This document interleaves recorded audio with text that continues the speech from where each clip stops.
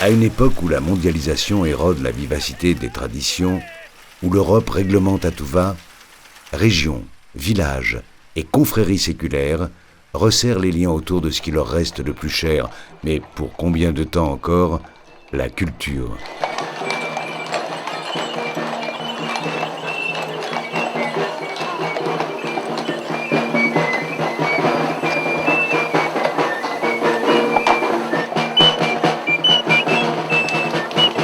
À Château-Renard en Provence, la confrérie de Saint-Éloi honore son saint patron depuis le début du XVIe siècle par un rituel propitiatoire lié aux moissons et au solstice. C'est à la découverte du rituel estival, de ses acteurs et de ses modes de communication que nous invitent les membres de la confrérie.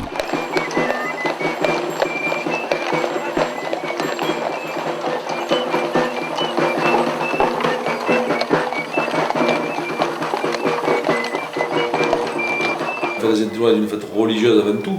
Au départ, c'était des processions. Ensuite, ça a été une bénédiction d'une charrette avec les chevaux qui servaient au travail, les hommes qui servaient à travailler.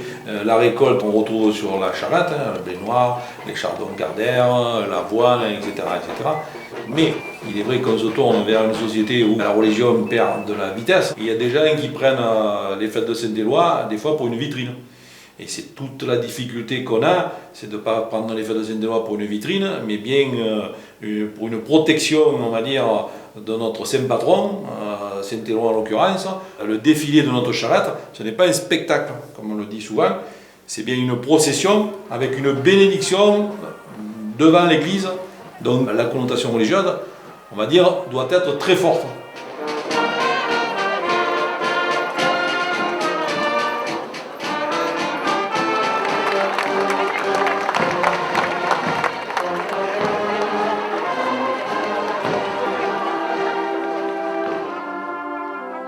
Saint-Éloi est né dans le Limousin en 588, soit 2 siècles avant Charlemagne. Il fut orfèvre auprès du roi Clotaire II, puis du célèbre Dagobert, avant de devenir évêque de la ville de Noyon. À l'origine, Saint-Éloi est fêté d'abord par les agriculteurs. Le choix déjà d'avoir un saint patron, c'est d'avoir justement la protection de ce saint patron. Et pour leur cheval aussi, puisqu'on offre la fameuse tortillade. Et cette tortillade, qui est un petit peu le pain sacré, ils le partageaient avec leurs bêtes, pour obtenir les grâces de Saint-Éloi et en faire profiter le cheval. En tant que membre de la société officielle, on est des fois des sympathisants, mais on fait partie de cette grande famille, pour toutes les idées qu'elle représente, durant, on va dire, toute l'année même. Parce qu'on parle des fêtes de Saint-Éloi d'été, mais c'est presque une profession de foi, c'est une manière de vivre, c'est une entraide. Il ne faut pas oublier pourquoi les sociétés de Saint-Éloi. C'était des confréries avant, donc l'aide aux confrères, c'était l'aide de tous les jours, souvent des charitables, les premières confréries de Saint-Éloi.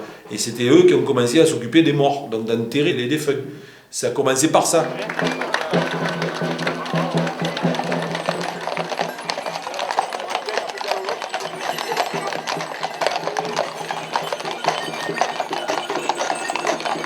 Le déroulement des festivités suit un processus qui se reproduit au fil des ans.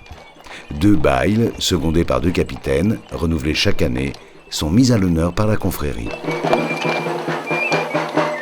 Dans les autres villages, on parle très rarement de bail, on parle plutôt de prière. Le bail, si on regarde son sens étymologique, c'est en Provence, c'est surtout le représentant, le responsable du fermier dans l'exploitation. Alors ce bail, c'est l'homme de confiance, c'est l'organisateur des tâches quotidiennes de la ferme, des cultures, de la gestion des comptes. C'est quelqu'un qui s'occupe du mas dans un sens le plus large. En ce qui concerne le bail pour la Saint-Éloi de Château-Renard, il est choisi, mais s'il est choisi, c'est qu'avant tout, il se propose d'être bail. Ça, 1 an, 2 ans, 3 ans avant son année de fonction, on va dire. Et ce bail, d'abord, il fait la fête de la Saint-Éloi dans son mas, c'est-à-dire qu'il va accueillir la société pendant toute la fête. C'est chez le bail que va se faire la charrette, c'est chez le bail que la confrérie va accueillir toute la population qui va venir voir comment se fait la charrette, comment elle va être honorée. Également, le bail, c'est quelqu'un qui va être en tête de la confrérie pendant 1 an. C'est lui qui va être mis à l'honneur par toute la société, qui va la représenter dans toutes les fêtes voisines. J'ai oublié de vous dire qu'il y avait 2 bailes à chaque fois qu'il était nommé à Châteaurenard. Le premier bail, c'est chez lui que se passe la fête. Et il est accompagné de 2 capitaines. En général, ce sont 2 jeunes de la société qui sont issus souvent du milieu saint-éloi, mais qui également peuvent, découvrir la Saint-Éloi par leur métier de bail.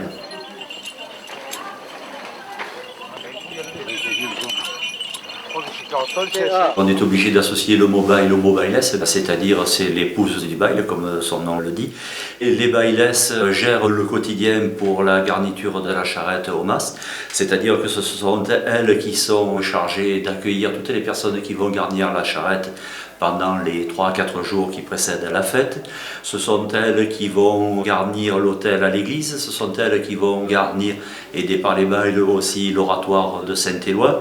Et ce sont elles, bien sûr, qui vont être mises à l'honneur également le jour de la fête, puisque pour le défilé de notre charrette le dimanche, il n'y a qu'une ou 2 personnes, en général les bailesses, qui sont mises à l'honneur sur une calèche et qui défilent en tête de l'attelé.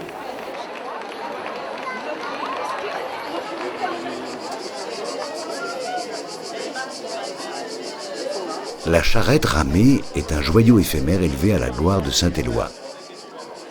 Sa garniture est constituée de 3 plantes longtemps cultivées dans la région de Châteaurenard: le blé noir, l'avoine et le chardon cardaire. Le chardon était utilisé dans l'industrie textile pour gratter le drap tissé et le rendre ainsi moelleux, doux et chaud.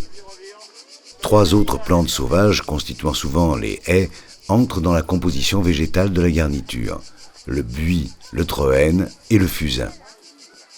Quelques rameaux de pin et d'olivier décorent les tours qui surmontent l'ensemble.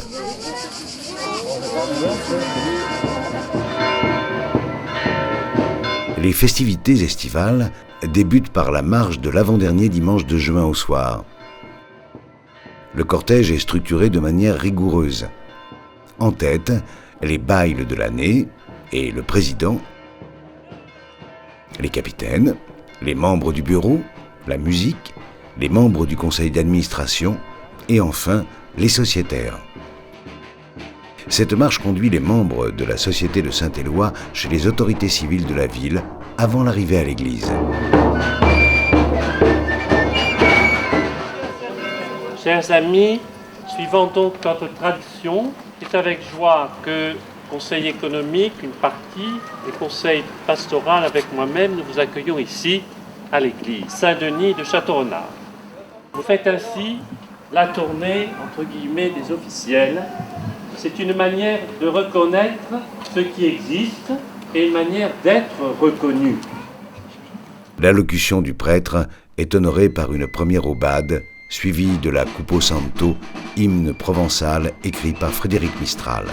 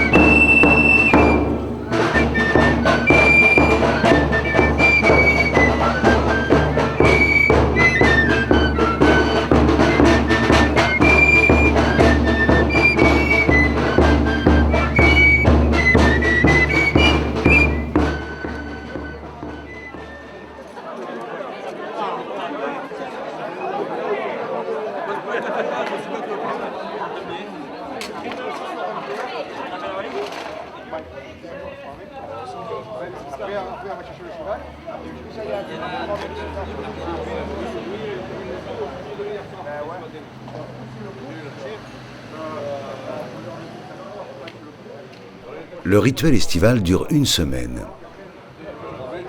Des membres de la confrérie se regroupent pour aller donner l'aubade à travers ce qu'ils appellent les tournées. Le lundi est consacré à la visite des zones industrielles et une partie du vendredi aux commerçants. Chaque matin, les confrères préparent et chargent les jardinières de drapeaux aux couleurs de la confrérie, de tortillades, ces pains en forme de couronne, ici emballés dans des sachets en papier. Du mardi au vendredi, plusieurs attelages sillonnent les campagnes, de masse en masse, au son du tambour et des galoubets. La pièce appelée Air de la charrette constitue le leitmotiv de la tournée. Dès que roulent les jardinières, les musiciens distillent cette mélodie pour sensibiliser les villageois à l'imminence de la fête.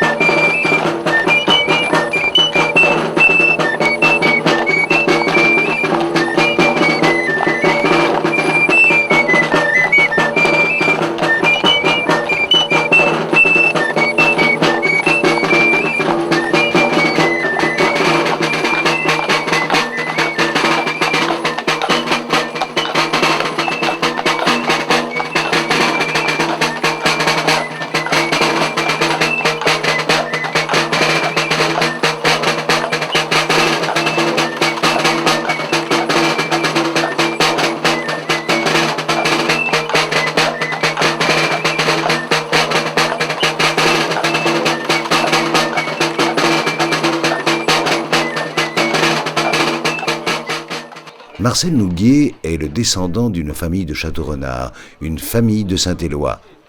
Depuis plus d'un siècle, ils sont tambours de père en fils. C'est aujourd'hui à lui que revient la responsabilité de donner les aubades. Autrefois, les aubades prenaient le nom de « réveil du saint ». Et cela signifiait que l'on éveillait l'attention du saint patron aux diverses offrandes matérielles et immatérielles faites à son attention.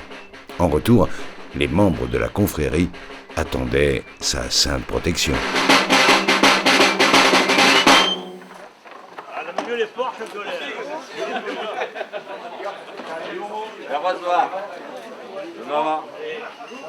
Oui.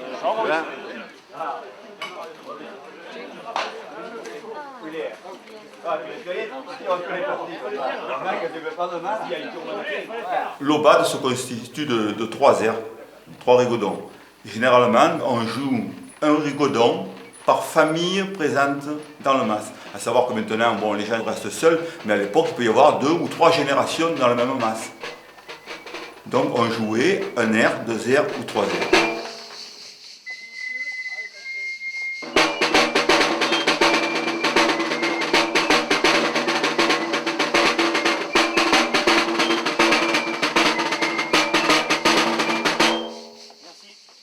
Si les enfants n'étaient pas mariés, on ne jouait pas. On ne jouait pas le 3e air. S'il y avait encore un petit-fils marié, à partir du moment où il y avait une 3e famille, une 3e génération, on jouait le 3e air.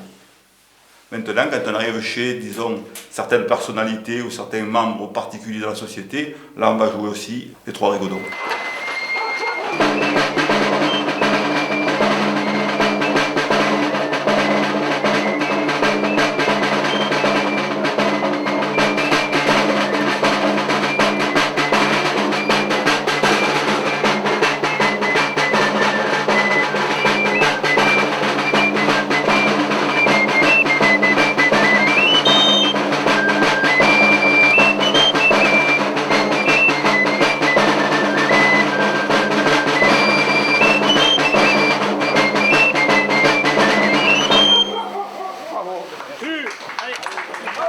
Quand on arrive dans un match, généralement, celui qui mène la jardinière sait dans quel match il fait, et il sait combien il y a de familles. Donc il dit s'il y en a joué, s'il y en a joué 2. Comme aussi de ne pas jouer. Quand il y a eu un décès dans la famille, normalement, on ne joue pas. On ne s'arrête d'ailleurs pas au mas. Quand on va passer devant le mas, on va même taire la musique. Éventuellement, on enverra quand même un capitaine porter la tortilla dans le drapeau pour signifier qu'on ne les oublie pas, qu'ils font partie de... mais en marque de deuil, en ne passant pas en masse et en taisant la musique.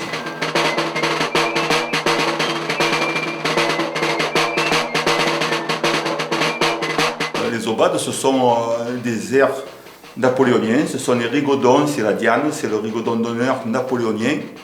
On pense que nos anciens qui étaient musiciens dans l'armée et qui à l'époque faisaient 7 ans, ont ramené ça pour nos fêtes.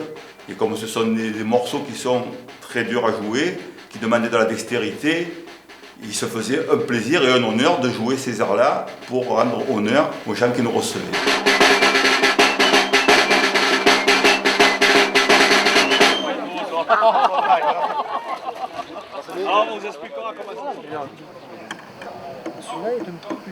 Si aujourd'hui les musiciens jouent le galoubet, il n'en a pas toujours été ainsi. Il semblerait qu'au départ c'était le fifre. Mais bon, le fifre a été un peu abandonné chez nous. Après 70, ça a été... On s'est tourné vers le galoubet parce qu'à travers les groupes folkloriques, il y avait des gens qui jouaient encore du galoubet. Et que les jeunes, on va dire, que ce soit des jeunes de Saint-Éloi qui faisaient partie d'autres groupes folkloriques ou d'autres qui venaient par sympathie, etc. Je savais jouer du galoubet, donc ils ont commencé à jouer les aubades au galoubet.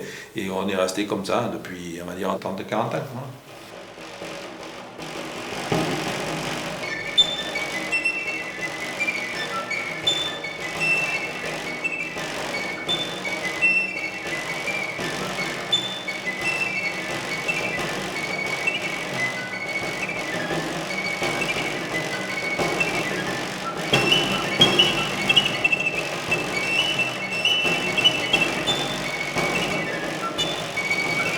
Les concertistes préfèrent bien entendu la noblesse des bois précieux pour la fabrication de leur galoubet.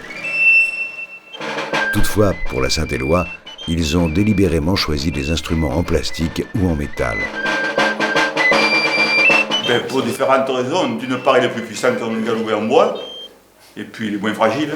C'est surtout ça. Il est moins fragile, ça coûte une misère, alors qu'un galoubet, même en, je ne dirais pas d'ébène, mais le moindre galoubet, ça coûte 800 ou 900 francs. C'est surtout la fragilité, parce que quand la personne qui joue sur une jardinière, en courant, donc avec un instrument dans la bouche, même André Gabriel, pour le nommer, qui vient souvent, lui, avec ses vrais galoubets, il dit que ça devient de l'exercice de haute école. Parce que toutes les 5 minutes, on a le galoubet qui tape les dents ou autre chose. Donc ça fait mal, ça les abîme, on n'arrive plus à retrouver les tonalités. Et donc les jeunes, c'est les jeunes qui ont commencé à faire ça. Hein. Les jeunes qui, à un moment donné, il est sorti ces galoubets. Les galoubets, c'est une plastique, c'est une création d'André Gabriel. Hein. Voilà, et ces galoubets qui sont sortis plastiques, comme on dit, ils ont dit c'est plus pratique que ça sonne plus fort, c'est plus facile. Si on les casse, c'est moins cher aussi. Et puis voilà. On les mord, souvent il les pince avec, parce que comme ils sont fins, il les pince avec les dents pour arriver à le garder dans la bouche pour pouvoir jouer, parce qu'autrement ils n'arrêtent pas de sauter. Et ils se font mal, et ils arrivent à se blesser ou quoi. Généralement d'ailleurs on les voit jouer souvent de travers. On leur dit qu'ils jouent mal, ils jouent le galoubet de travers, c'est justement pour ne pas se faire mal, parce que quand ils jouent le galoubet de face, s'il y a un à-coup, ils se font mal. Hein. Alors ils jouent de travers, bon, mais il y a moins de risques. Ils ont trouvé des solutions. Ça c'est de l'évolution.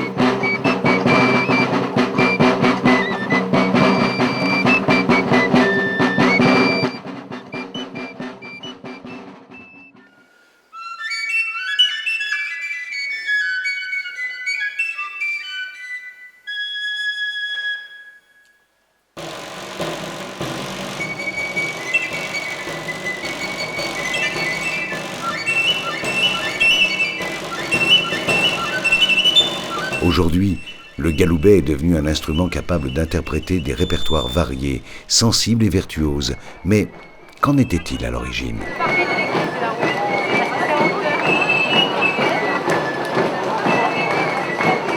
André me disait un jour qu'effectivement, il trouvait là l'origine et la raison d'être des galoubets des tambours. Il disait que pour lui, le tambour et le galoubet, c'était ça. C'était avant tout animer les fêtes.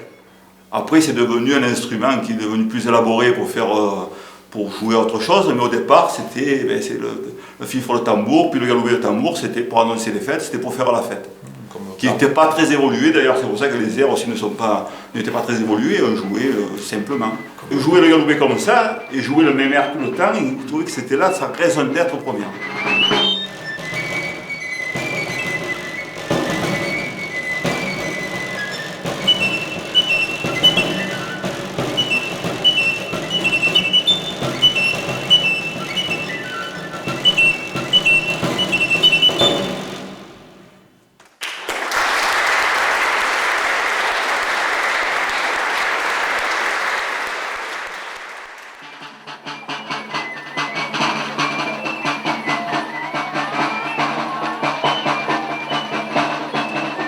C'est le vendredi soir que prend fin la tournée des Jardinières.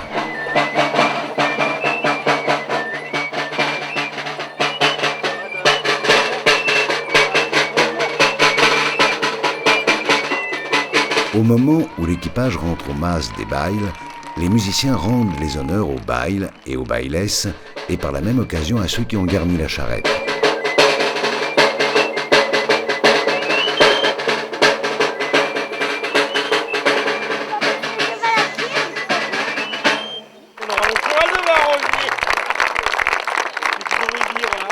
Les participants marquent leur attachement à leur terre en chantant la Cupo Santo.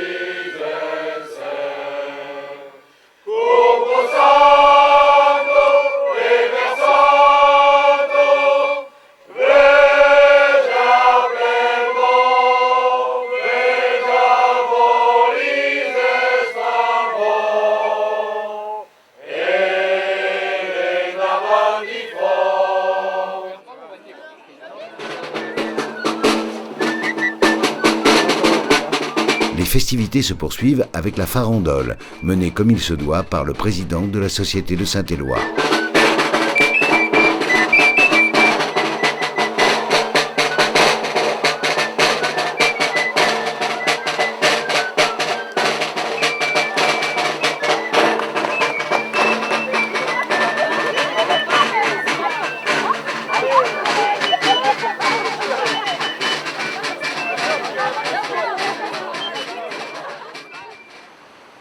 Le dimanche matin, dès 7h, débute la messe en plein air au Mas des Bailes, une messe dite en langue provençale. Considera per la Gleise, come gli ami privilegia de Dieu, partageant déjà la gloire du Christ.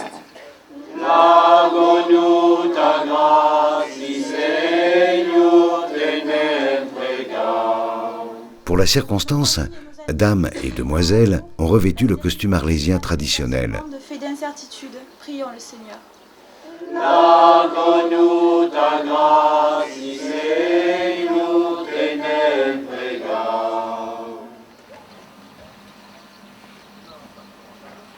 Au moment de l'offrande, les capitaines montent à l'autel une corbeille de tortillade pour la faire bénir. Eiso è il calice de mon sang, le sang de l'Éternel et nouvelle alliance, que per vous autres et per les hommes sera escampa en rémission du péché. Fare sacco en mémoire de Dieu. Afin d'affirmer leur attachement à Saint-Éloi, les participants chantent un cantique composé par une figure locale, Jean Nouguier.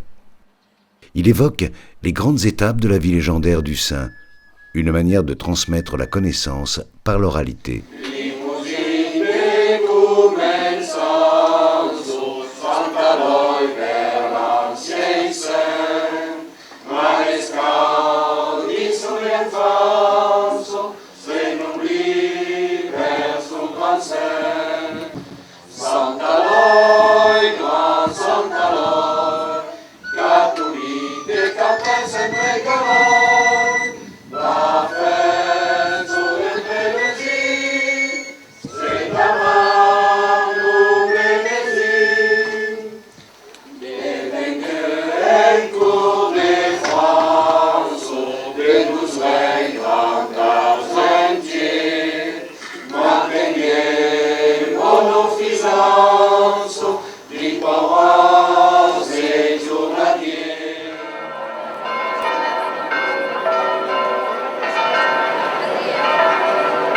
La messe est suivie par la procession à travers les rues de la ville.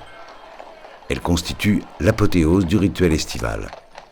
Cette année-là, près de 60 chevaux étaient attelés devant la charrette ramée. Le cortège effectue 3 fois le tour de la ville. Une procession qui visait autrefois à protéger la cité.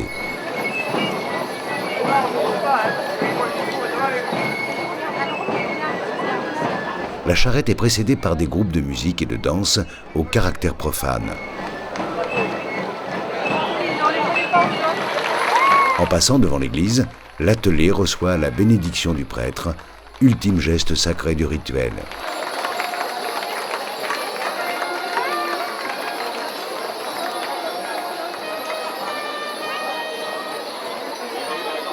Ce qui attire principalement les spectateurs en nombre, ce sont ces étranges et superbes parures équestres.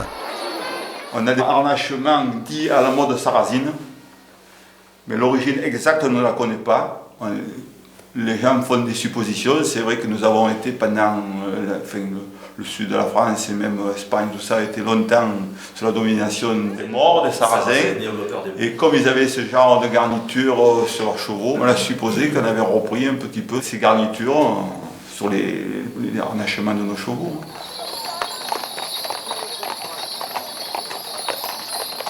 Les motivations qui conduisent aujourd'hui chaque personne à côtoyer de près ou de loin la confrérie sont de diverses natures. Dans notre société, les gens viennent de plusieurs raisons. Il y en a qui viennent pour le côté religieux, il y en a qui viennent pour le côté traditionnel, il y en a qui viennent pour l'amour des chevaux, et puis il y en a qui viennent pour la fête. Pour la fête, hein, Donc il y a ces 4 vecteurs qui font la société de Saint-Éloi-Châteaurenard.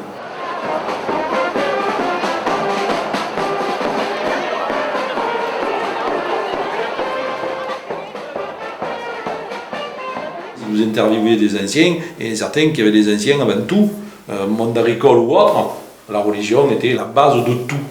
Voilà, actuellement, c'est plus dur.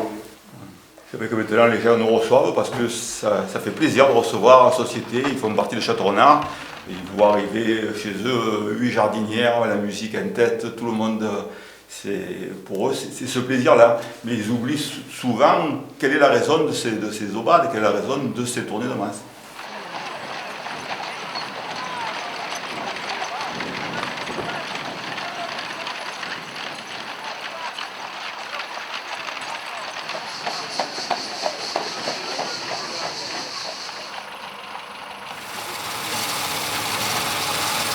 À la fin des années 1970, le monde paysan délaisse définitivement le cheval au profit d'une agriculture motorisée, obligeant les confréries à se réorganiser. Dans les années 1970, c'était la fin du cheval. On est passé à l'heure du tracteur agricole, les chevaux, il n'y en avait plus. Lorsque les sociétés, dans chaque village, voulaient faire leur propre charrette de Saint-Éloi, ils n'avaient plus de chevaux, il leur restait 4 mulets. Moi, j'ai le souvenir d'avoir vu une des dernières charrettes de Saint-Éloi faite par la Société uniquement de Châteaurenard. Il y avait une vingtaine de bêtes. Il y avait de tout. Des bêtes, oui, comme il y a de tout. Il y avait des camarades, des baracans, il y avait tout ce qu'on pouvait trouver. Un seul cheval de très digne de son nom, c'était celui qui était dans les bras. Sinon, il n'y avait plus de chevaux. Et comme en plus de ça, nos fêtes étaient en train de péricliter, c'est justement les présidents des sociétés des villages environnants qui fêtaient Saint-Éloi et Saint-Aurore, 7 villages qui ont décidé de se regrouper en une fédération pour s'entraider et donc sauver nos traditions. Donc en se regroupant, ils ont permis d'avoir des charrettes avec un peu plus nombreux, ils ont relancé un petit peu les fêtes qui étaient vouées à disparaître carrément. Il y a 12 villages réunis dans cette fédération. Ouais. Comme je dis, avant l'heure, c'était l'intercommunalité. Oui. L'intercommunalité qu'on est en train de créer aujourd'hui, il y a 35 ans en arrière, les anciens, ils avaient créé autour des fêtes traditionnelles et ils ont donné l'exemple. Et ils avaient bien compris le pourquoi, parce que si chacun était resté dans un petit coin, on n'en parlerait plus aujourd'hui, voilà, c'est clair.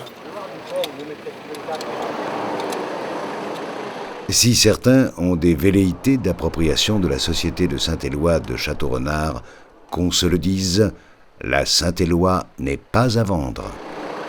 Nos traditions, c'est beau. Il y a beaucoup d'éléments qui interviennent. Il y a la musique, on en a parlé tout à l'heure. Il y a le costume provençal, il y a les chevaux, il y a par derrière également la Provence. C'est un mot qui plaît beaucoup à l'heure actuelle. On en parle un petit peu à tort et à raison. Et donc, justement, on essaie de s'approprier nos charrettes.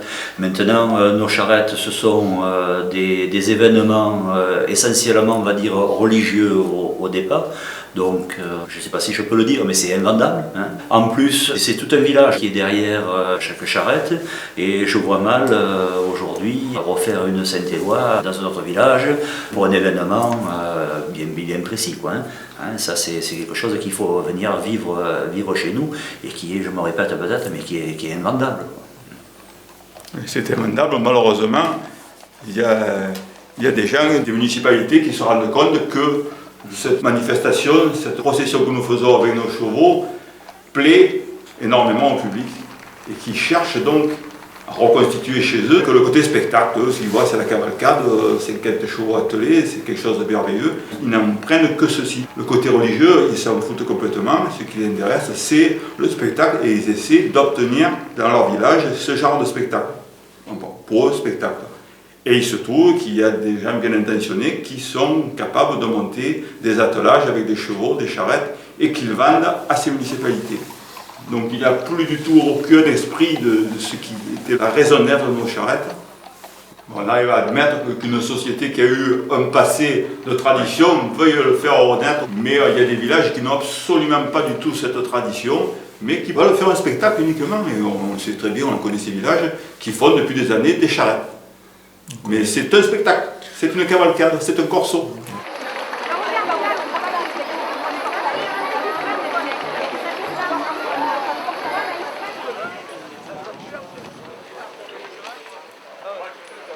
Christophe Goliath, tu vas où? Être confrère actif de la Société de Saint-Éloi, c'est faire le choix d'une construction individuelle qui s'inspire du modèle des anciens par imprégnation plutôt que par dogme.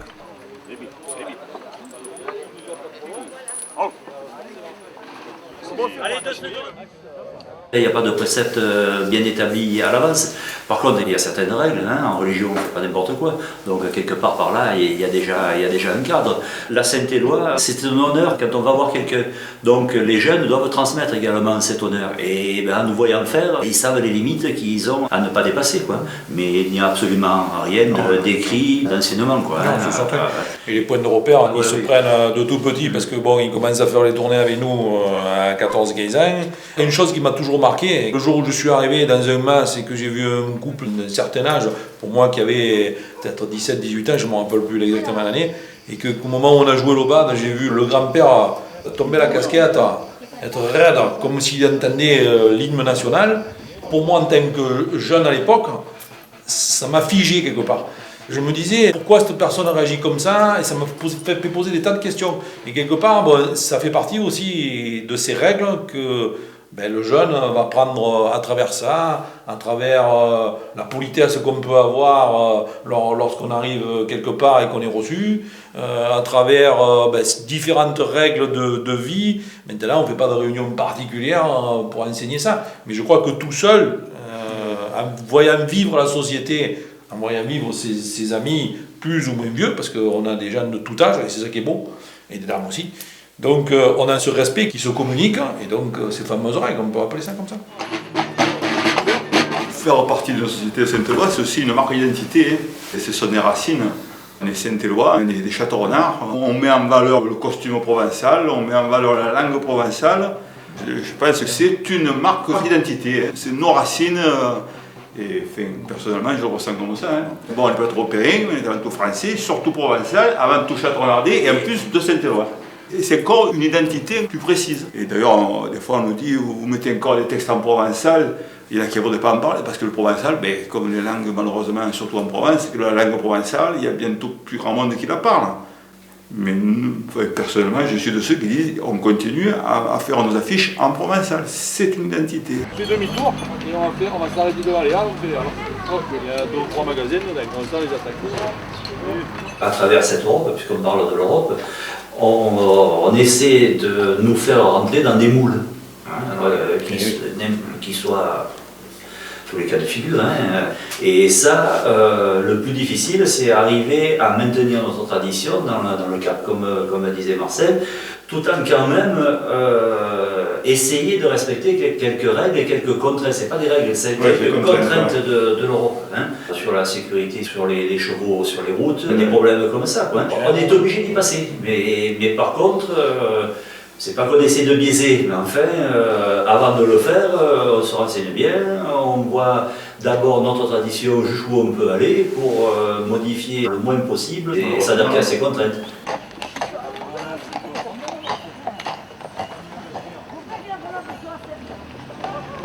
Pour revenir sur la défense et sur l'identité, certains, comme dit Marcel, on est Saint-Éloi, on est Château-Darnais, on est Provençaux, on est Français, on est Européens, on est tous plus ou moins des défenseurs avant tout de notre province, de notre identité, et on le fait savoir, pas qu'à travers Saint-Éloi, on fait partie des fois d'autres associations qui défendent la langue, le costume et tout ce qui s'ensuit, et on fait tout pour être reconnu. On ne dit pas si on y arrivera, comme les Corses, comme les Bretons, etc., ou comme d'autres, hein, il n'y a pas que nous. Mais il faut tout faire pour pas que l'Europe nous mange, hein, ça c'est certain. Même si c'est comme ça, l'Europe existe, elle est grande, elle apportera certainement du bonheur à d'autres gens dans l'Europe entière. Oui, mais il faut quand même que chacun puisse garder son identité, défendre sa langue, défendre sa tradition, défendre sa musique, son costume, et ne pas être dirigé par des gens qui sont très loin, en disant vous faites comme ça et vous faites pas comme ça.